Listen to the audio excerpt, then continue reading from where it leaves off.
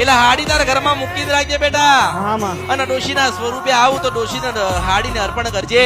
હા માં. એટલે હું મેલડી રાજી થઉં. હા માં. પછી તારા બાળ બચ્ચા બધા જ સુખે. હા માં. આ તો કળિયુગ છે. કળિયુગ છે. કોક માને ના માને, કોક વિચાર કરે ના વિચાર કરે કે શું ચાલે, શું હશે, કેમ હશે, કેમ થતું હશે.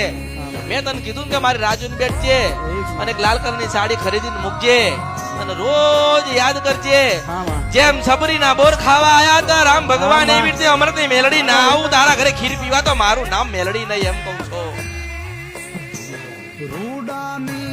જેમ સબરીને પટેલ રામ મળ્યા હા માં. એમ પટેલ તને હું મેલડી ના મળું તો મારા અવતારમાં ખોટ પડ્યો કહેવાય. આ કળિયુગમાં ઇતિહાસમાં લખાશે કે સબરીને મળ્યા તા રામ અને મારા ભક્તને મળી ગયા મેલડી. ઓળખો ઓળખાય માં. પછી આ તો કદાચ હેડી ના આપતી હોય, ચાલી ના શકતી હોય તો પકડીને બેહાડવી પડે પટેલ.